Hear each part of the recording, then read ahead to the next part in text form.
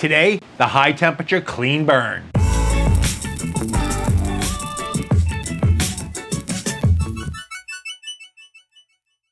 You know, about once a year, it's kind of recommended that you might want to do what's called a clean burn. And what that is, it's a real high temperature burn, and it cleans out all those oils and greases and creosote and everything that's built up inside your grill, so you get a better tasting product and a better clean fire. So, some people are very against it. They say there's no reason to do it. Some people are for it. Some people say, oh, it's too hot, you're gonna crack your egg.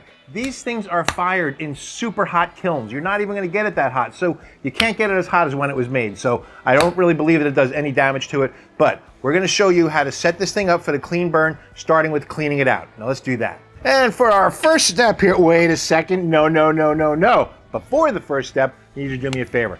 Hit this link up here and give us a subscribe to our channel. We're on a roll, so join us. You see all of this gunk all up in here, all this flaky stuff and black? We're gonna burn, this fire is gonna get so hot, it's gonna burn all of this out of here. All of this darkness in here, this is all oils and grease and everything that's been accumulating from all these cooks.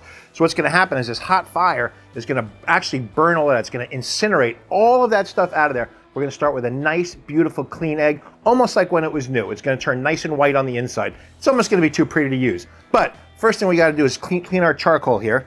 So as you can see, I've got this charcoal in here from a previous cook. This is a really good amount, okay? When I do a warm burn, I could do it at the end of a cook if I've been cooking. I could just open up all the vents and let it burn, but if not, you want to get it right about to the line of the fire bowl here. So we have a good amount of charcoal in here, and we want to clean it out. Whether you have a kick ash basket or a big green egg basket or just the charcoal grate that came with it, get all that loose stuff out of there so we get nice, good airflow and get a nice hot fire. All right, now that should be pretty shaken down. If you don't have gloves like this, you can always use an ash tool like this from Big Green Egg. Just mush it around. You want to make sure and get everything out of there, because once you do that, take a look at how much stuff is in the bottom of this egg here. We want to get all of that out of there so that we have a nice, good airflow, and we're going to get a nice, really super hot fire. You can see this is already a little bit tan, but this is going to turn really white by the time this is done cooking. So let me get this out of here and put this basket back in.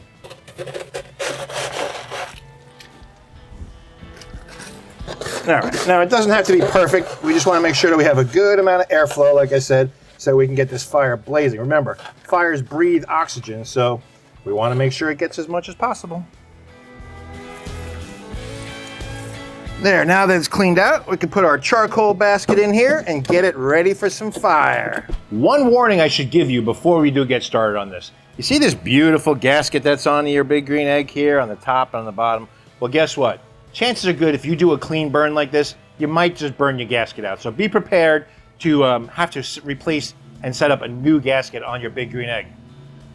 And vent sittings are very important, so open it up all the way. Want as much airflow going as possible. We want this super hot. All right, we got our fire lit. Now, the next step is hurry up and wait. No, we want to get this thing get really burning hot. The other thing too is, I want to talk about the top vent. We're going to leave that top vent all the way open. You could even take it off if you wanted to, whatever you want to do. But you want as much airflow coming through there as possible. We're going to leave this open to let this fire build up a little bit and get it nice and hot so it can start doing the self-clean mode action on the Big Green Egg. You know, one thing that a lot of people say to do when you're doing a clean burn is to take your thermometer out. Now, I'm going to leave it in, but you do run the chance of possibly burning out the thermometer because this thing's going to get well over 1,000 degrees. So it's going to pin it. It could maybe melt the insides, could do something to damage it. I'm going to leave it in for our experiment, but if you want to take it out, it's really simple. All you do is just push up on this part of the clip here and then pull down like that, and then slide the thermometer out from the top. So just so you can see a little bit easier, you have this clip that goes on the inside that holds it. So what happens is that you put the probe in, you have to squeeze that kind of together like that, and you can slide this in and out real easily. Okay, once you put it on like that, it doesn't move. Okay, that's what holds it in place. One thing people are going to ask about is, what about the Conveggtor? Well, you can put it in for this clean burn or not. It's up to you. Mine's pretty clean, so I'm not going to use it in the clean burn. All right, it doesn't have any buildup. Yes, it's a little bit black and it will become white, but that's okay. I'm more concerned, my dome is really dirty, so I want to make sure the dome gets all the benefit of that fire going right up on it and absolutely cooking everything off of it. So it's heating up real nicely, so I have to move it away from it a little bit. Like I said, I am not going to use this in your clean burn. You can. I'm not a big fan of it, but it's up to you. You do what you like to do.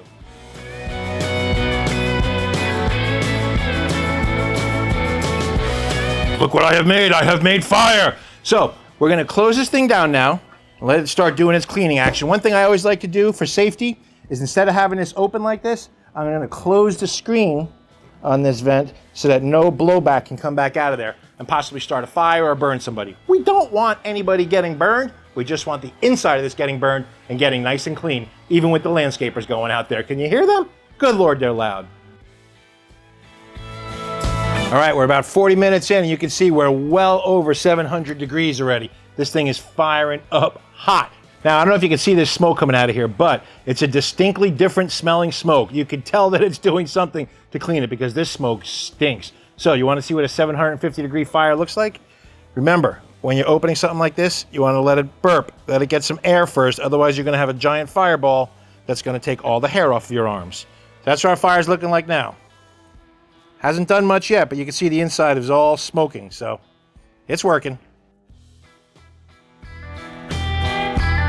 So, she's been burning for about 2 hours, 45 minutes or so, give or take. She's losing temperature now, so it's dropping. So we know the coals are pretty much burned out. So, what we want to do now is we want to take a look and open her up and see what she looks like. So, let's take this. Now remember, we want to burp it. This is all hot now. This is burning so hot that this is all hot. So we want to burp it, all right, get some air in there because we don't want a big giant fireball. Even though the coals are mostly, oh yeah, look at that. White action all over the place. Beautiful. Now, the coals are still burning down in here a little bit. All right, so what we want to do is we want to try and wipe it out, but we can wait till it cools down. But just to show you here, this stuff on the back, okay, you can just wipe that down. It's going to come perfectly clean. I'm going to wait till it's cooled down a little bit more, but you can see it kind of really did do a little bit of a number on my gasket in the back here. I think it should still be all right. I don't know, we'll have to see. It probably needs to be replaced, but anyway, that's cleaning your egg with a clean burn. Now, once a year is probably more than enough. Again, some people are going to tell me, no, don't do a clean burn, you don't need it. It depends. Look, it's up to you, okay? There's no right or wrong with these things. What I know is this. Right now, I've got a super clean egg that when I go to cook something in, is going to give a super clean flavor too, because there's no greases and dirt and chunk built up in there that you're going to have making smoke and making foul tasting smoke. We don't want that. So a nice clean egg is the way to go. That's how you do it. I hope that we've answered all your questions here about this because it's a cool process, but be very careful, okay? It's very hot. The thing is very hot on the outside. Like I said, if you're gonna do it, just be very careful, please. We don't want you to burn yourself. But until then, I hope that you enjoyed this. I hope you got something out of it. Please tell me in the comments what you would like to see us make in a video. We want to do what you want. So anyway, remember, get out and grill, and we'll see you next time on the FOGO Life.